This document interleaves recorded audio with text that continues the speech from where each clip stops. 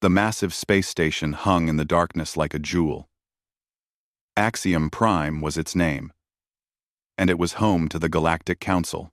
200 different alien species lived and worked there, making laws and keeping peace across the stars. For 50 years, humans had been part of this grand community. They traded goods, shared knowledge, and smiled at their alien neighbors. Captain Taman stood on the bridge of his ship, the horizon's edge. He was a tall man with gray hair at his temples and eyes that had seen many things. Before humans met aliens, he had been a soldier. He had fought in Earth's last wars, the ones that united all of humanity under one flag. Those days were behind him now. For 20 years, he had commanded a diplomatic vessel, carrying ambassadors and keeping the peace. "Captain, we're receiving a priority message from the Council," his communications officer said. Taemin nodded.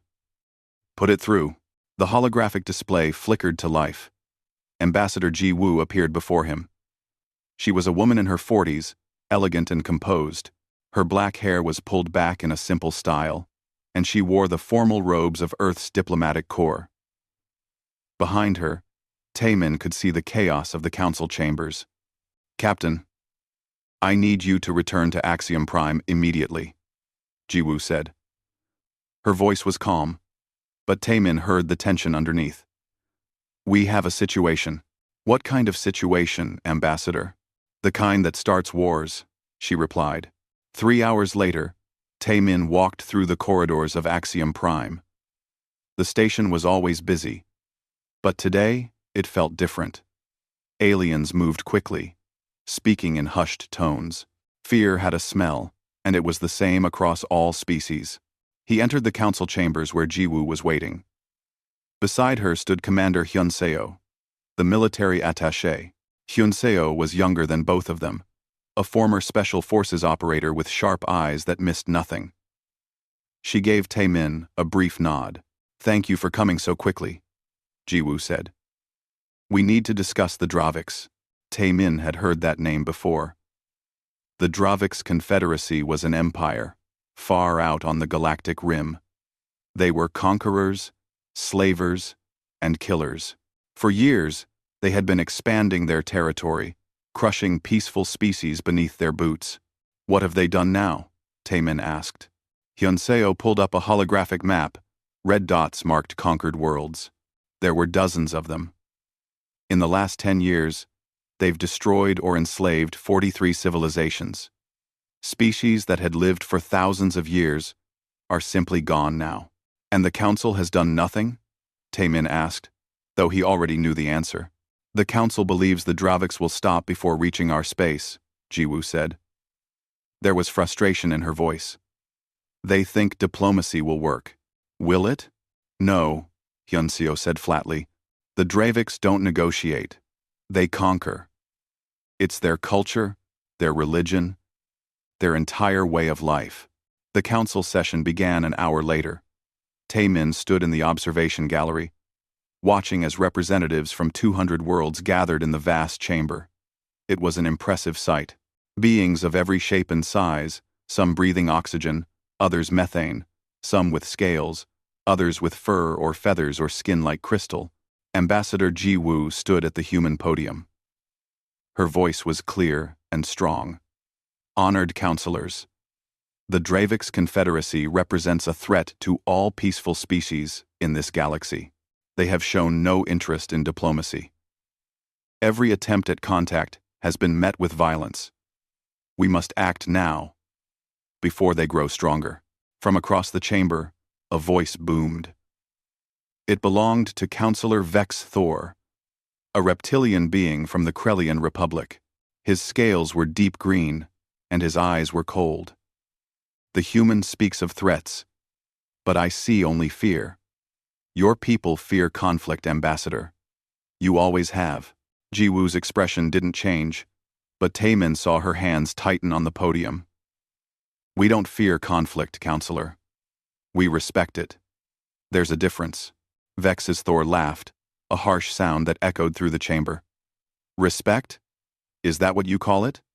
Humans have been part of this council for 50 years. In that time, you have never once supported military action. You negotiate. You compromise. You back down. You are weak. Other counselors murmured in agreement. Taemin felt anger building in his chest, but he kept his face neutral. These aliens had no idea what they were talking about. They had never seen Earth's history, never learned about the wars that nearly destroyed humanity. The Draviks are far away, Vexthor continued. They will not reach Council space for many years, if ever. And when they do, the Council's forces will handle them. We don't need humans cowering in fear and begging for protection. Ji-woo took a breath. I propose we send a joint task force to establish a defensive perimeter. We can protect the remaining independent worlds in the Outer Rim and show the Draviks that the Council stands together. Denied, Vexthor said immediately. Several other counselors voiced their agreement. We will not waste resources on your paranoia. Human. The vote is called. The vote was quick. Only a handful of species supported the human proposal. The rest voted against it or abstained. Ji-woo returned to her seat, her face expressionless.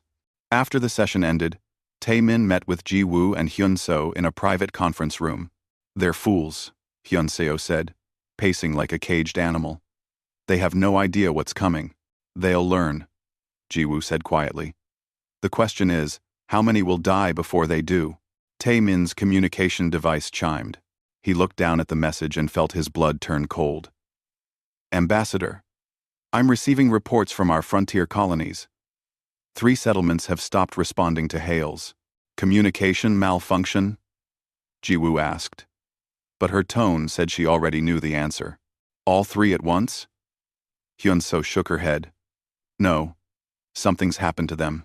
Captain, I want you to investigate, Ji-woo ordered. Take the Horizon's Edge to the nearest colony. Find out what happened. Taemin nodded. And if it's the Draviks? The ambassador met his eyes. Then we'll know the war has already begun. The journey to the colony took 2 days.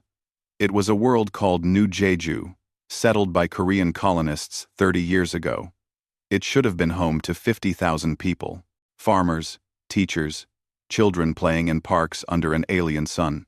When the Horizon's Edge entered the system, they found only silence.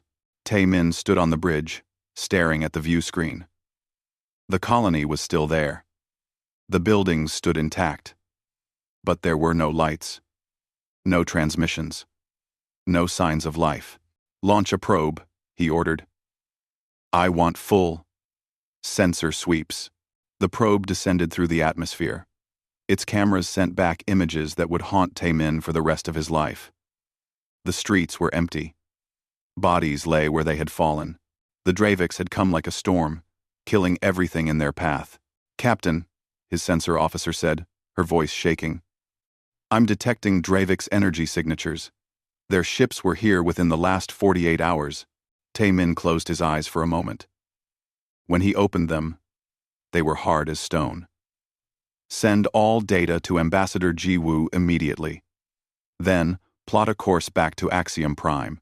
Sir, should we land and search for survivors? There are no survivors, Taemin said quietly.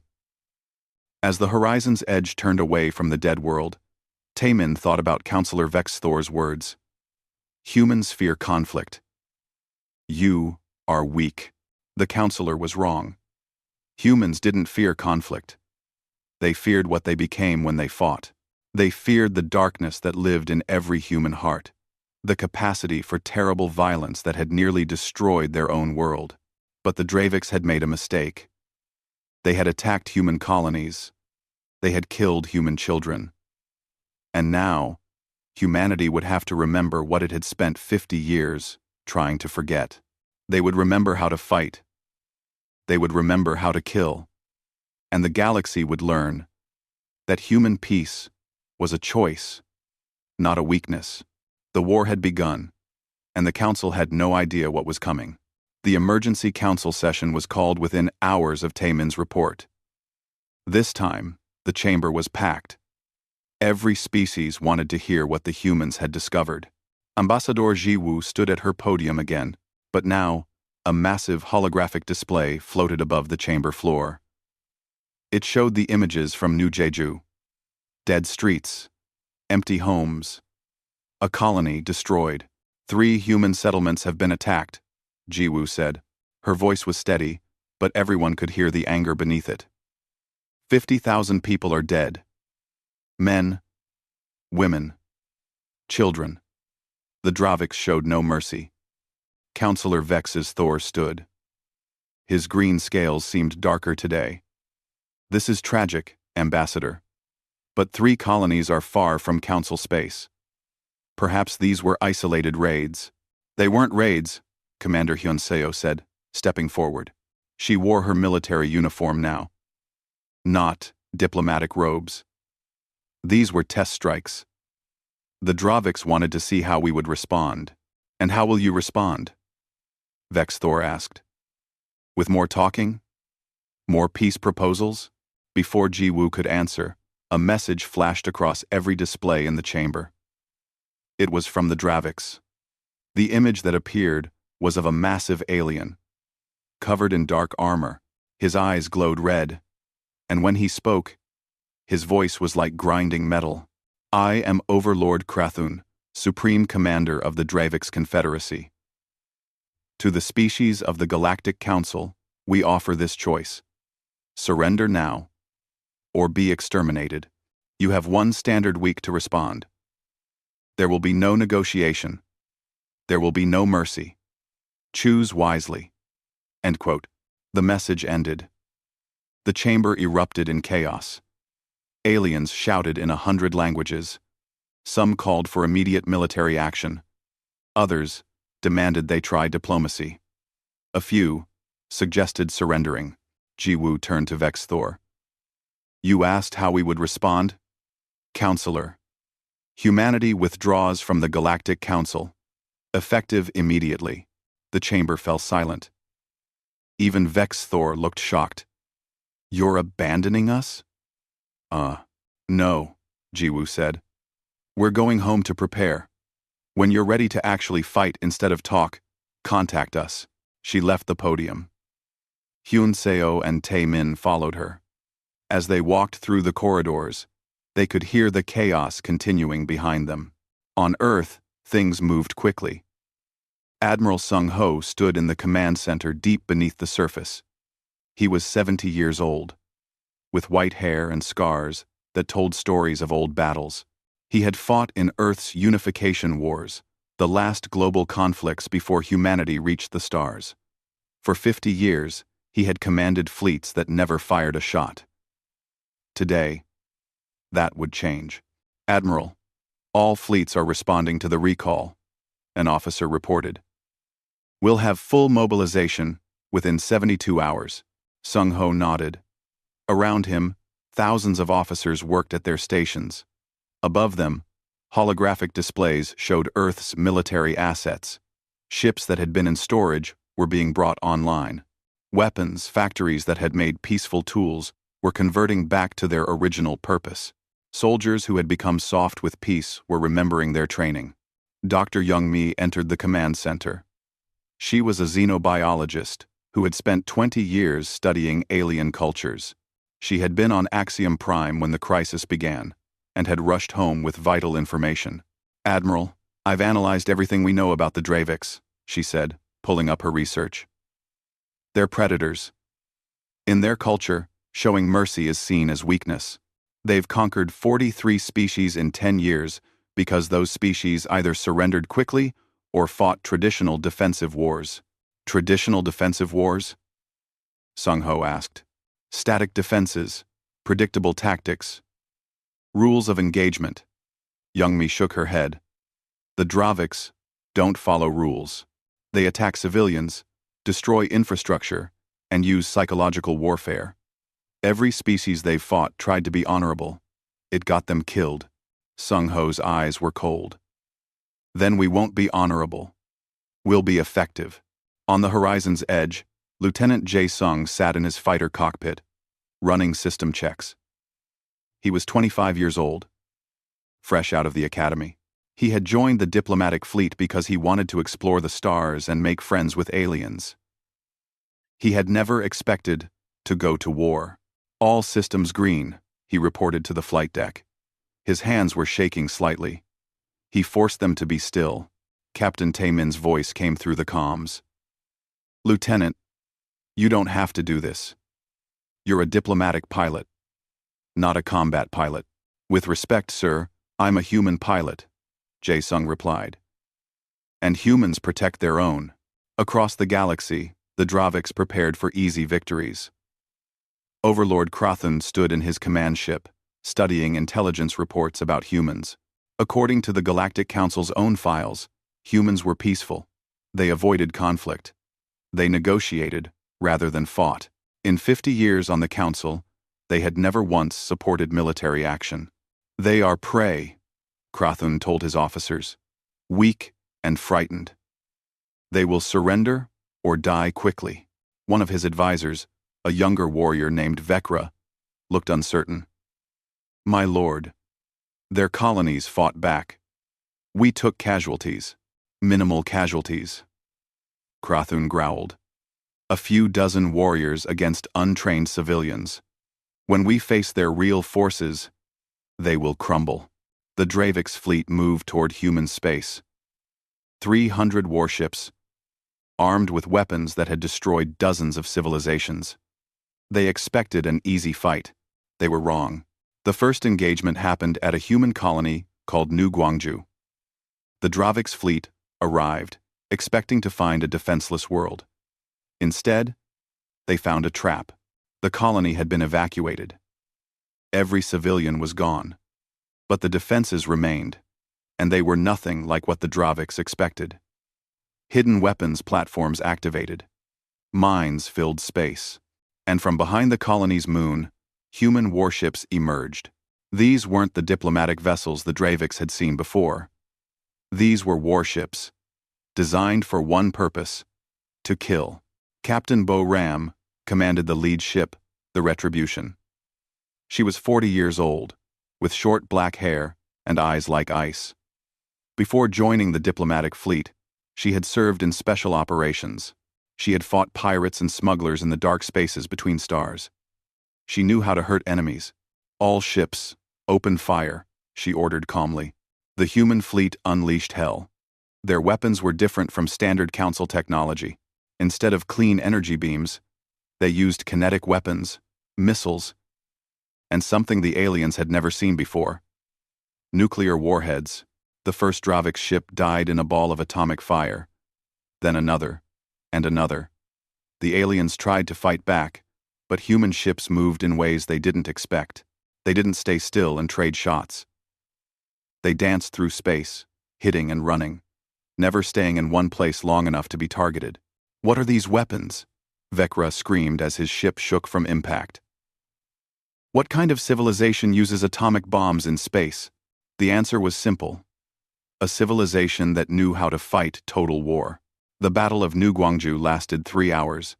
When it was over, the Draviks had lost 30 ships. The humans lost 2. The surviving Draviks vessels fled back to their territory, broadcasting warnings about these demon ships and their terrible weapons. On Axiom Prime, the Galactic Council watched the battle footage in stunned silence. They had never seen fighting like this. Human ships didn't just defend. They hunted. They pursued fleeing enemies and destroyed them. They showed no mercy to an enemy that had shown them none. Counselor Vex Thor sat frozen in his seat. He had called humans weak. He had said they feared conflict. He watched human fighters performing maneuvers that would kill any other species from the G-forces alone. He watched human ships taking damage that should destroy them, and continuing to fight. He watched humans doing what they did best: wage war. By the ancestors, another counselor whispered. What have we done? You misjudged them, a third replied. We all did. We thought because they chose peace, they didn't know how to fight. We were wrong. Back on Earth, General Hae-won stood before the Unified Earth Council. She was a small woman with gray hair, but her presence filled the room. She had spent her career planning for wars she hoped would never come. Now those plans would be used. The Draviks think they're fighting a peaceful species, she said. They think we'll fight like the other races they've conquered. They're wrong. We're going to teach them what it means to fight humans. She pulled up a map of Dravik's space. We're not going to wait for them to attack again. We're taking the war to them. Hit their supply lines. Destroy their infrastructure. Make them afraid to sleep at night. They wanted to see humanity fight. Let's show them what happens when we stop holding back. Specialist Dong Jun, a young man with genius-level skills in computer systems, spoke up. General, I've been studying their communications. Their encryption is sophisticated, but I can break it. Once I'm in, I can feed them false information. Make them paranoid. Make them see threats that aren't there. Do it, Hae-won ordered. Make them afraid of shadows. Overlord Krathun received the reports from New Gwangju with disbelief. 30 ships lost to a much smaller human force. It was impossible. His warriors were the best in the galaxy. They had conquered 43 species. Humans were supposed to be weak. Find out everything about these humans, he ordered. Their history. Their wars. Their weapons. Everything. What his researchers found terrified them. Earth's history was written in blood. 2 world wars that killed hundreds of millions.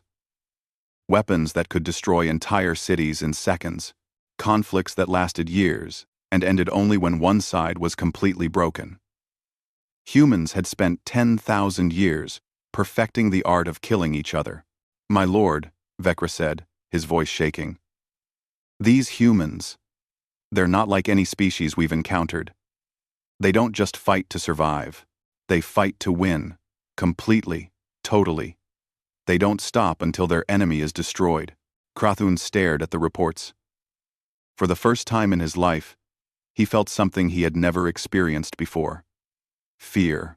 Send a message to all our fleets, he said quietly. Proceed with caution. These humans are not prey. They are predators who forgot they were hunting. And now they remember. 3 weeks after the Battle of New Gwangju, the war had changed completely. The Draviks were no longer attacking. They were defending. And they were losing. Captain Boram stood on the bridge of the Retribution, studying the tactical display. Her ship, and 5 others, were deep in Dravik's territory, 200 light-years from human space. They had jumped past enemy defenses using routes that shouldn't exist, hitting targets the Draviks thought were safe. Target in range, her weapons officer reported. Draviks, supply depot, heavily defended. Defenses mean nothing if they don't see us coming, Boram said. Launch missiles, full spread, then jump out before they can respond. The Retribution fired a wave of missiles and disappeared into hyperspace. The missiles struck the supply depot 20 seconds later, destroying fuel reserves, ammunition, and food supplies meant for 3 Dravik's fleets. By the time the enemy responded, the human ships were gone. This was humanity's new strategy. Don't fight fair. Don't fight honorably. Hit the enemy where it hurts and vanish before they can strike back. General Hae-won called it ghost warfare. The Draviks called it something else. Terror. On the Draviks' homeworld, Overlord Krathun paced in his command center. Reports flooded in from across his empire. Supply lines cut. Communication relays destroyed. Military installations burning. And everywhere, the same message left by human forces. You wanted war. This is war. How many attacks in the last week? Krathun demanded. 47 confirmed, my lord. Vecra replied. His voice was tired. He hadn't slept in days. And we've only managed to engage human forces twice. Both times, they escaped before we could destroy them. Where is their main fleet? Krathun slammed his fist on the console. They can't be everywhere at once. We don't know, my lord. Our intelligence networks have been compromised. We're receiving false reports, contradictory data. Someone is inside our systems. That someone was Specialist Dongjun.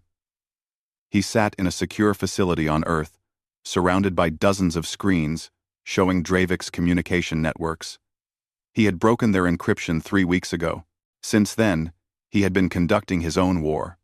One fought with data instead of bullets. Okay, let's see, Dongjun muttered, typing rapidly. Send the Fifth Fleet false coordinates. Make them think our ships are attacking their mining colony.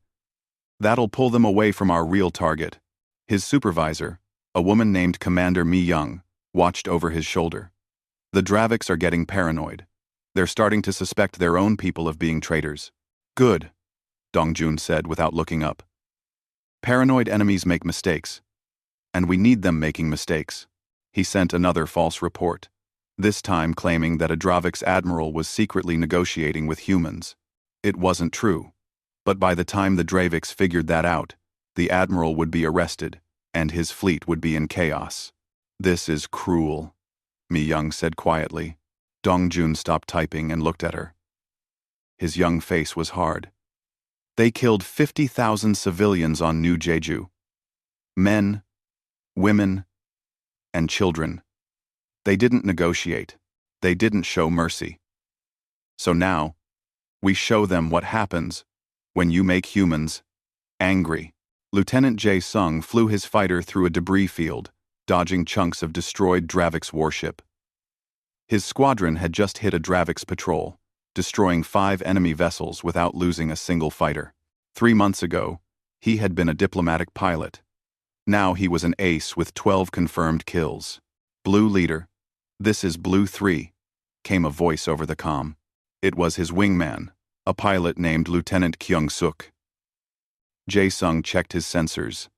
The transport was from a species called the Velm, peaceful traders who had been enslaved by the Draviks years ago. 3 Draviks fighters were hunting it. All units, break and engage, Jae-sung ordered. Let's show these predators what it feels like to be prey. The human fighters accelerated. They moved faster than the Dravik's ships could track. Jae-sung locked onto one enemy fighter and fired. The Dravik's ship exploded. Kyung-suk destroyed a second. The third tried to run, but there was nowhere to hide. After the battle, the Velm transport captain sent a message. Thank you, humans. We thought you were like the council. All talk and no action. We were wrong. Just doing what's right, Jae-sung replied. Get to safety. This space isn't safe anymore. As the transport jumped away, Kyung-suk spoke privately on their squadron channel. Did you see their faces? They were shocked that we helped them. Everyone thought we were weak, Jae-sung said. The Draviks, the council, even the species they conquered, they all thought humans wouldn't fight. Now, they know better. Admiral Sung-ho reviewed the battle reports in his command center. The numbers were good. Very good. Human forces had conducted over 200 operations in Dravik space. They had destroyed supply depots, military bases, and communications relays. Enemy casualties were estimated at over 50,000. Human casualties were less than 300. We're winning, General Haewon said, standing beside him. The Draviks are in full retreat. They're not retreating. Sung-ho corrected. They're regrouping. And when they do, they'll come at us with everything they have. Let them come, Haewon replied. We've been holding back, Admiral, using only conventional weapons. If they push us, we can show them what humanity really built during our war years. Sung-ho knew what she meant. Earth had weapons in storage that had never been used against aliens. Weapons that violated every council treaty on warfare. Biological agents, chemical weapons, antimatter warheads. Things humanity had built during their darkest days and hoped never to use again. Let's hope it doesn't come to that, he said quietly. Deep in Dravik's territory, Commander Insu led a ground assault on a prison world. Insu was a veteran of Earth's special forces, a man who had spent 20 years learning how to fight in any environment. His team of 50 soldiers moved through the prison complex like ghosts, killing guards silently and efficiently.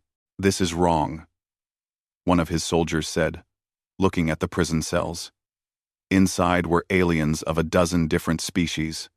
They were starving, beaten, broken. Some were children. This is what the Draviks do, Insu said. This is why we fight. They freed 3,000 prisoners that day. As the former captives boarded human transport ships, they stared at their rescuers with something like worship. For years, they had prayed for salvation. For years, the Galactic Council had done nothing. And then humans came. These strange beings who fought with a fury the galaxy had never seen. One of the freed prisoners, an elderly alien with blue skin and 6 arms, approached Insu. Why do you fight so hard for us? We are not your people. Insu thought about New Jeju, about the colonists who died because the council was too afraid to act. Because no one else will, he said simply. And because it's the right thing to do. Back on Axiom Prime, the Galactic Council met again. This time, there was no debate. There was only fear. They watched footage of human operations across Dravik space, ships appearing from nowhere, striking like lightning, and vanishing. Ground forces liberating prison worlds. Hackers turning the Dravik's communication network into a weapon against them. Counselor Vexthor stood slowly. He looked like he had aged 10 years. I was wrong, he said, his voice barely audible. I called humans weak. I said they feared war. I have never been more wrong about anything in my life. They don't fear war, another counselor said. They fear what they become during war. And now we know why. A third counselor pulled up statistics. In 3 months, human forces have achieved what we couldn't do in 10 years. They've pushed the Draviks back, freed enslaved worlds, and destroyed half of the enemy's military infrastructure. How is this possible? Ofer, Dr. Youngmi, who was broadcasting from Earth, answered. Because humans have been fighting wars for 10,000 years. We've perfected it. We know every trick, every tactic, every way to break an enemy's will. The Draviks conquered 43 species.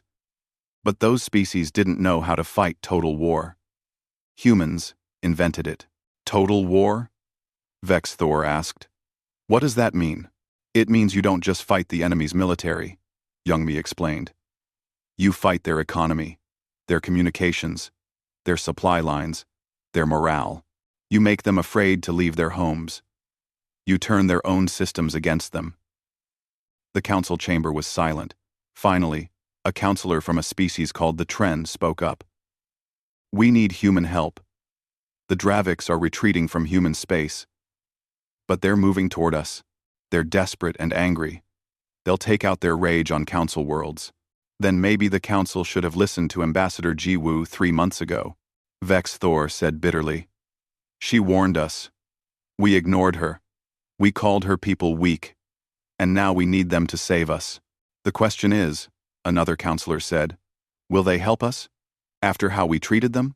On Earth, Ambassador Jiwoo received the council's request for aid. She read it carefully, then looked at the military commanders around her. What do you think? She asked. I think they don't deserve our help, General Haewon said bluntly. They mocked us. They called us cowards. They let our colonies burn while they debated. But the civilians didn't do that, Admiral Sung-ho said.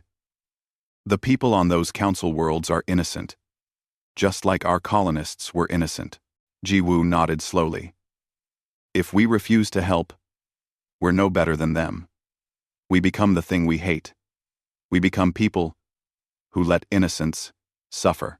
She drafted a response to the council. It was short and direct. Humanity will help defend council space. But understand this. We don't fight by your rules. We don't fight honorably. We fight to win. If you want our protection, you accept our methods. The council agreed. They had no choice. The Draviks were coming, and only humanity stood between them and total destruction. Overlord Krathun prepared his forces for one final assault. He had lost much, but he still commanded over 100 warships. He would strike at council space with everything he had. If he couldn't conquer humanity, he would destroy their allies and make them watch, Launch the fleet, he ordered. We end this now. But as his ships moved toward Council space, they didn't know that humanity was waiting. Captain Boram and 50 human warships sat in the darkness, weapons armed, shields raised. They had known the Draviks would come here. Specialist Dongjun had made sure of it, feeding false intelligence that made this route seem undefended. Here they come, Boram said calmly. All ships, prepare to engage. Today, we show the galaxy what happens when you threaten the innocent. Today, we show them why humanity stopped fighting wars on Earth. Because, when we fight, nothing survives. The final battle was about to begin. The Dravik's fleet emerged from hyperspace like a swarm of angry hornets. 100 warships, each one massive and deadly. They moved in formation toward Council space, confident in their strength. Overlord Krathun stood on the bridge of his flagship, watching the tactical display. No resistance detected, his sensor officer reported. The route is clear, Krathun smiled. The Council is weak. They hide behind their stations, while we take what we want. Today, we will burn their worlds, and show humanity the price of defying us. Then space itself seemed to explode around them. Human ships appeared from every direction. They had been hiding in the darkness, powered down, waiting. Captain Boram gave one order. Fire. 50 human warships unleashed everything they had. Missiles streaked through space. Kinetic weapons fired at incredible speeds. Energy beams cut through Dravik's shields. And for the first time in this war, humanity used something new. Plasma warheads. The first 3 Dravik ships simply vanished, consumed by balls of superheated gas. The Dravik's fleet scattered, trying to form defensive positions. But human ships were already among them. This wasn't a battle. It was a massacre. Lieutenant Jae-sung flew his fighter through the chaos, his squadron tight on his wing. They targeted the Dravik's command ship's communication array, destroying it with precision strikes. Without communications, the Dravik's fleet couldn't coordinate. They were alone in the dark, fighting an enemy they couldn't see coming. Blue Leader, I'm reading panic signals from multiple enemy ships, Kyung-suk reported. They're trying to retreat. Don't let them, Jae-sung ordered coldly. On Axiom Prime, the entire Galactic Council watched the battle on live feeds. They had expected a desperate fight, with heavy casualties on both sides.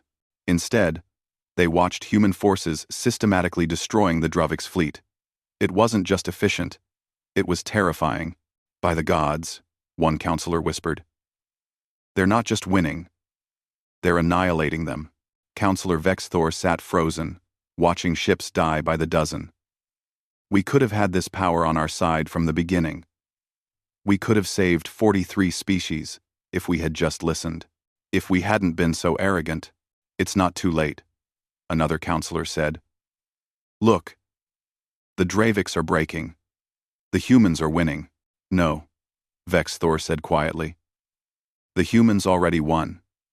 This is just them showing the galaxy what happens when you make them angry. On the battlefield, Overlord Krathun's flagship took hit after hit. His shields were failing. His weapons were offline. Around him, his fleet was dying. Ships he had commanded for years were disappearing from the tactical display, one by one. Retreat, he ordered. All ships, jump to hyperspace. But Specialist Dongjun had prepared for this. As Dravik's ships tried to activate their hyperdrives, they found their systems locked.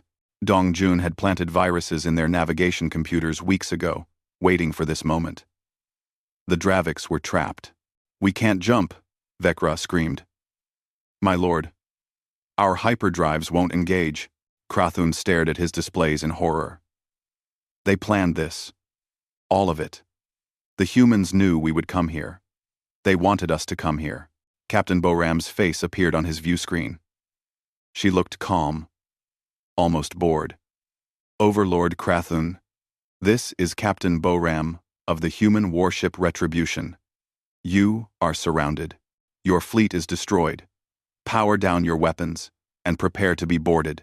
I will never surrender to prey, Krathun roared. Bo-Ram's expression didn't change. You're not prey, Overlord. You're a predator. And so are we. The difference is, we're better at it. Last chance. Surrender or die. Krathun looked around his bridge. His officers were dead or dying. His ship was falling apart. His empire was broken. He had conquered 43 species. He had never known defeat. Until now. Power down weapons, he said quietly. Signal surrender. The Battle of Axiom Prime ended after 4 hours. Of the 100 Dravix warships that arrived, 93 were destroyed. 7 surrendered, including the flagship. Human casualties: 1 ship damaged, 43 personnel wounded, 0 deaths. The galaxy watched in stunned silence. Ambassador Jiwoo returned to Axiom Prime the next day. She walked through the council chambers with Commander Hyunseo at her side. Every alien they passed stared at them with a mixture of fear and respect.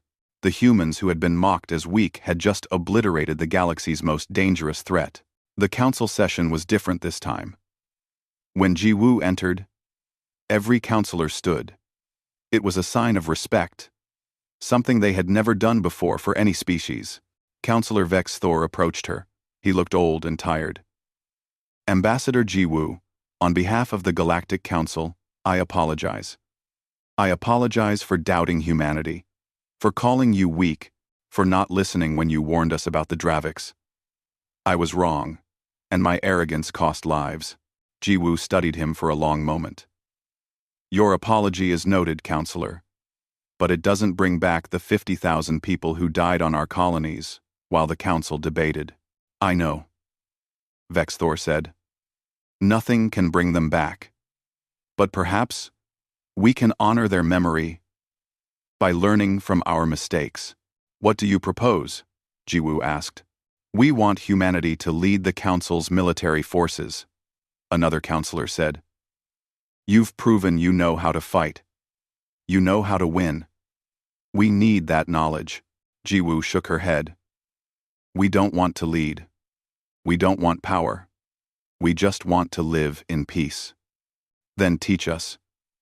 Vex Thor said. Teach us how to defend ourselves. How to protect the weak.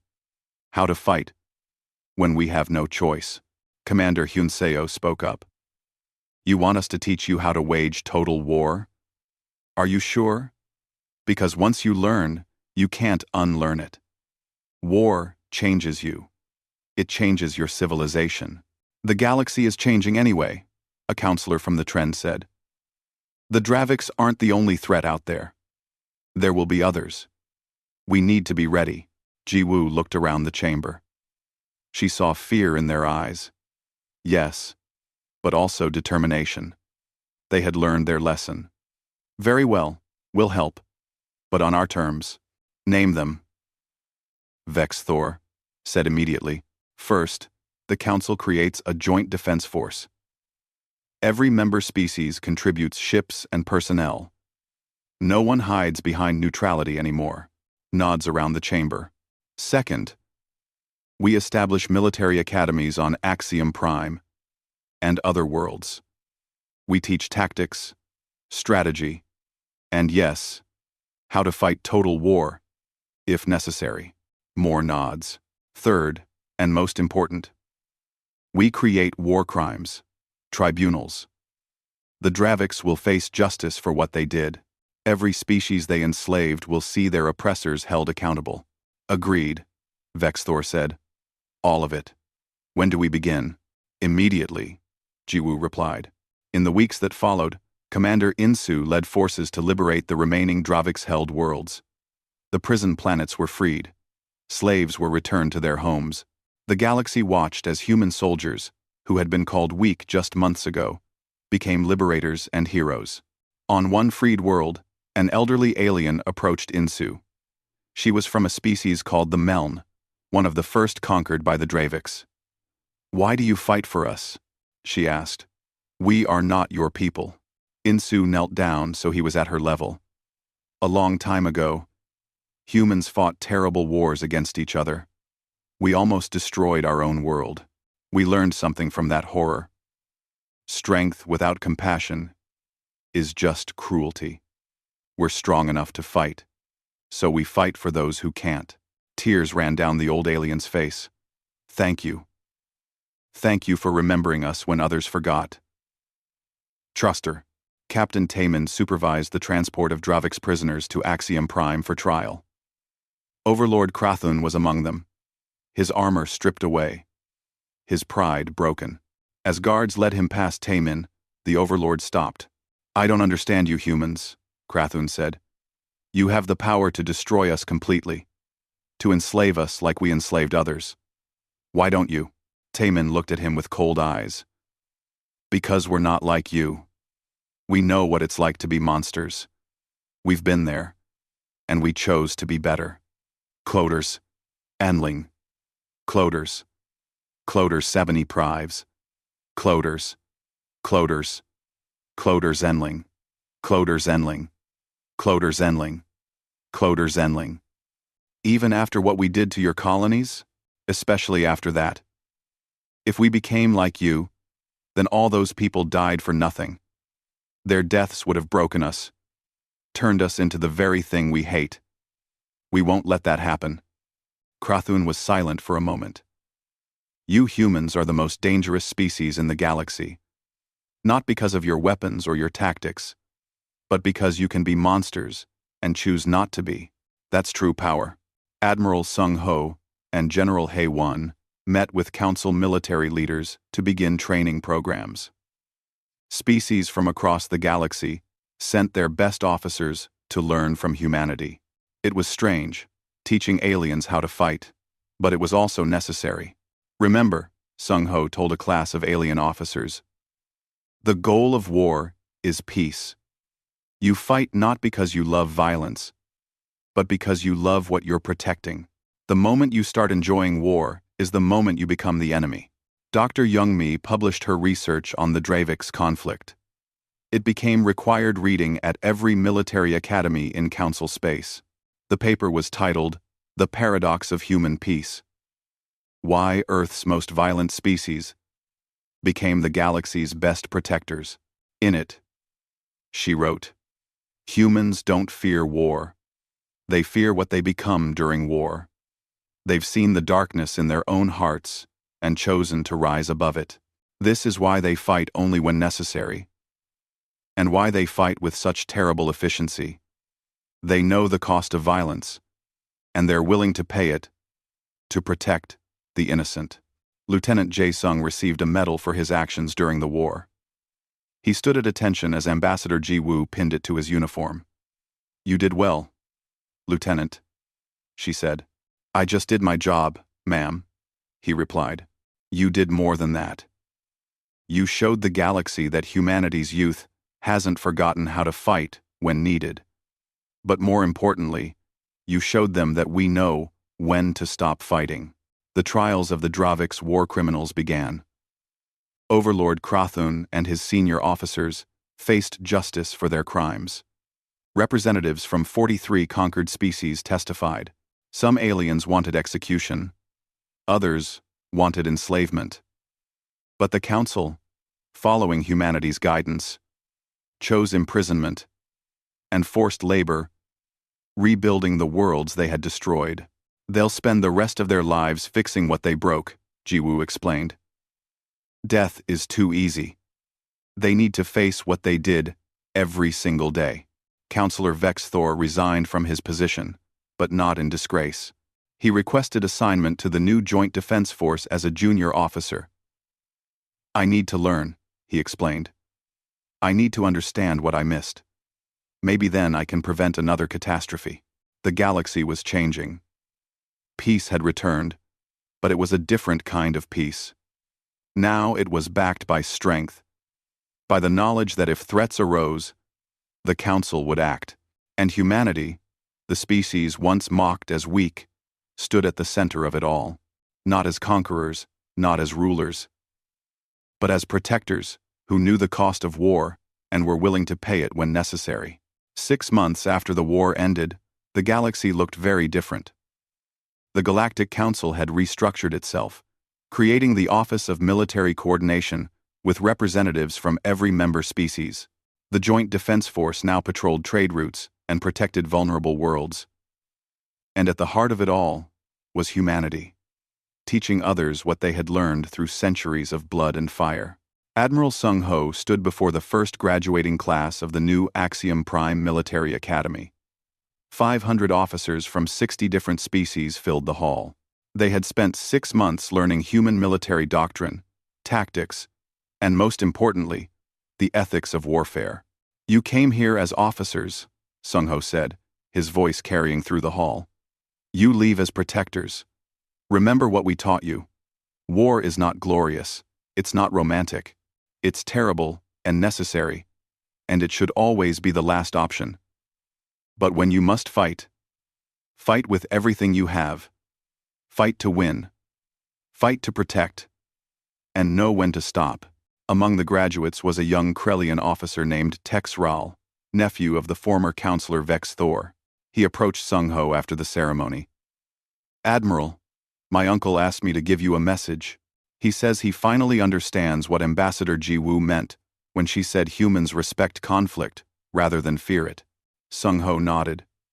"How is he doing in the Defense Force?" "He works harder than anyone," Tex Ral replied. "He's determined to make up for his mistakes. He says he sees now that strength without wisdom is just violence wearing a uniform." "Your uncle learned well?" Sung Ho said. "That lesson cost the galaxy dearly, but at least we all learned it together." Captain Bo Ram commanded a new ship now, the Unity. It was a joint venture, combining human weapons technology with alien shielding and power systems. Her crew was mixed, humans working alongside Krellians, Tren, Velm, and a dozen other species. They patrolled the former Dravik space, ensuring the peace held. "Captain, we're receiving a distress call," her communications officer reported. He was a Tren named Kelvin, one of the first aliens to complete human combat training. "A colony ship is under attack by pirates. All hands to battle stations," Bo Ram ordered. "Let's show these pirates what happens when they prey on the weak." The Unity arrived to find 3 pirate vessels attacking an unarmed colony transport. The pirates saw 1 council ship and expected an easy fight. They had heard stories about the Joint Defense Force, but stories were just stories. They learned quickly that the stories were real. The Unity tore through the pirate formation in minutes. 2 ships were destroyed. The third tried to flee, but Bo Ram's crew was ready. They disabled its engines and boarded it. The pirates surrendered immediately when they saw the mixed crew. Humans, Krellians, and others working together as one unit. "You're all working together?" one pirate asked in disbelief. "But the Council never fought like this before." "That was before," Kelvin said. "The Council learned. We all learned. Now we protect each other." Back on Earth, Lieutenant Jae-sung had been promoted to instructor at the Terra Combat Flight School. He taught alien pilots human flight tactics. It was strange at first, teaching beings who could barely handle the G-forces of human maneuvers.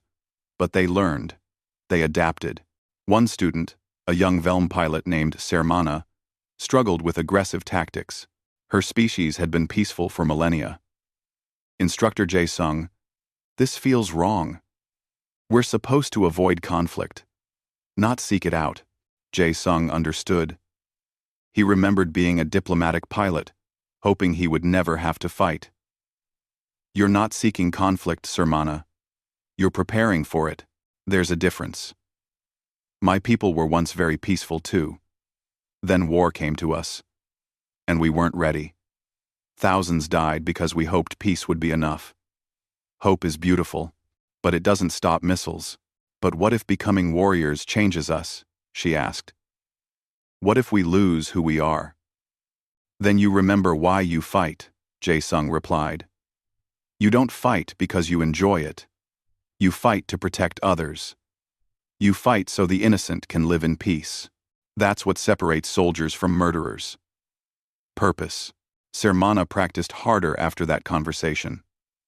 3 months later, she graduated, at the top of her class.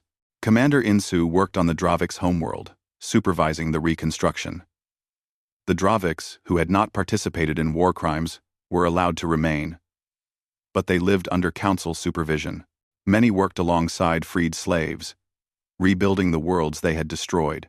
One day, a young Dravix approached Insu. His name was Krelvan, son of a minor officer who had died in the war. "Commander, I want to join the Joint Defense Force."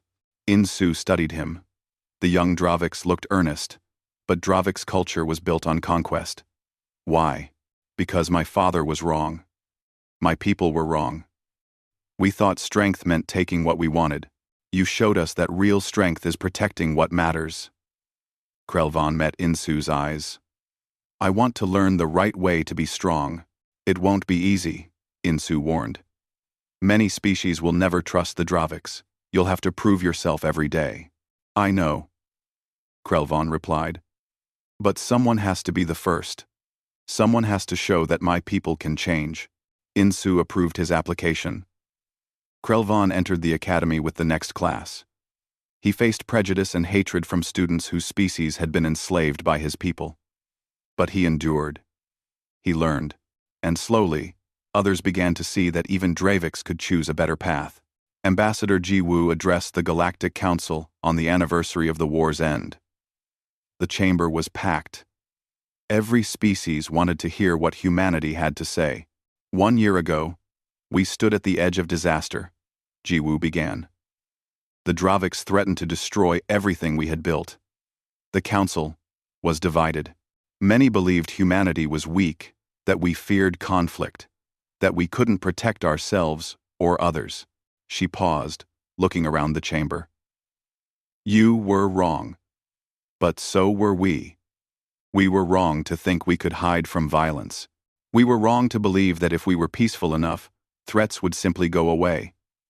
Evil exists in this galaxy, and sometimes peace requires strength to defend it." Counselor Vex Thor, watching from the Defense Force section, nodded slowly. "But we were also right about something important," Jiwoo continued. "We were right that violence should be the last resort.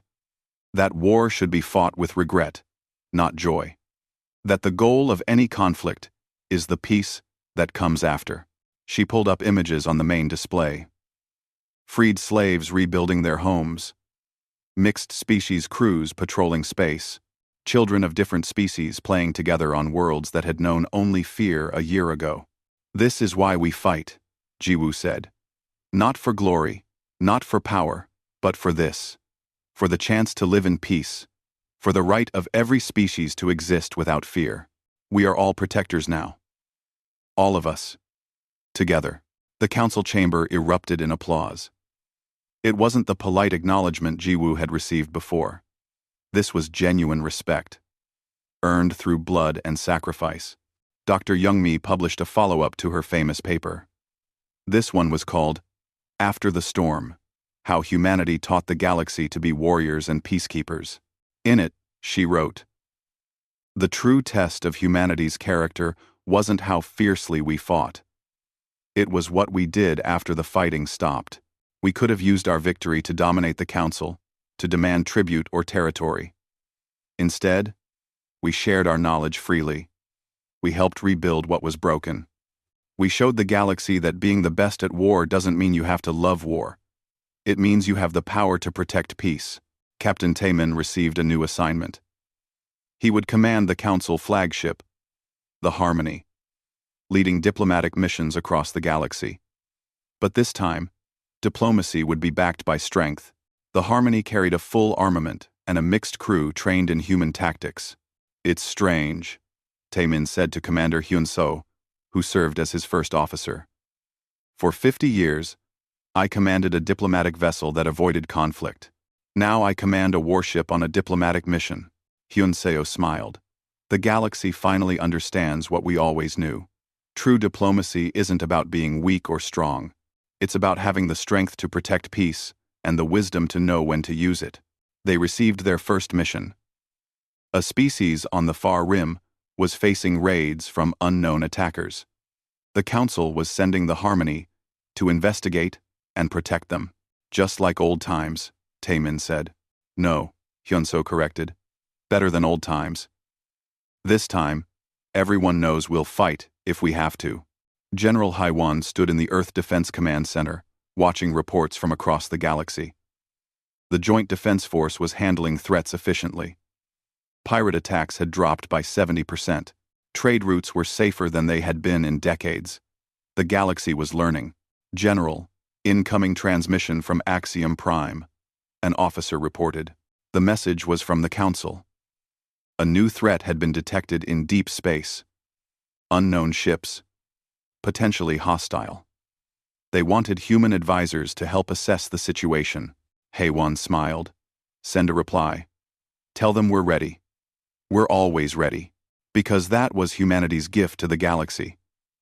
Not weapons or tactics or technology. It was the knowledge that peace required eternal vigilance. That freedom required protection. That sometimes the only way to prevent violence was to be so good at it that no one dared test you. On the Dravik's homeworld, Overlord Krathun worked in the rebuilding effort. He was old now, and tired, but he worked every day beside the species his people had enslaved. One day, a young freed slave from the Velm asked him a question. Do you regret what you did? Krathun stopped working and looked at the young Velm. Every day, every moment, I dream of the beings who died because of my orders. I wake up and remember that I can never make it right. All I can do is try. Is that enough? The Velm asked.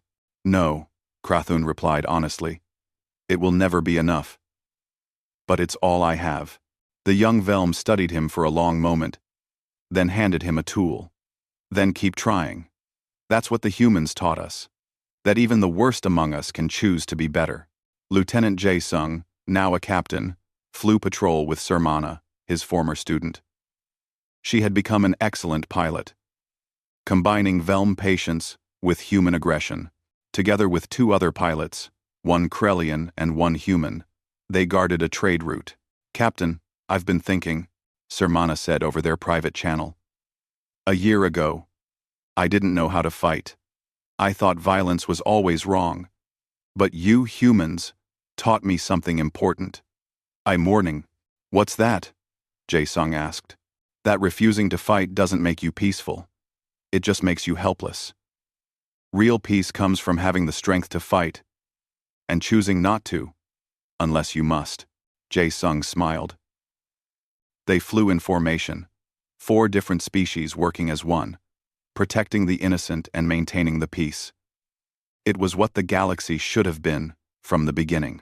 The story ended not with a great battle or dramatic speech, but with something simpler. Captain Tae-min stood on the bridge of the Harmony, looking at the stars. A distress signal came through. Another colony needed help. Another species faced danger. He didn't hesitate. Set course. Maximum speed. Someone needs us. His crew responded instantly. Humans, Krellians, Tren, Velm, and even a Draviks working together. All of them ready to fight if necessary. All of them hoping they wouldn't have to, because that was the lesson the galaxy finally learned. The Council had warned that humans feared war. They were wrong. Humanity feared becoming monsters. But when monsters threatened the innocent, humanity remembered what they truly were. They were warriors who chose peace. They were predators who protected prey. They were killers who valued life.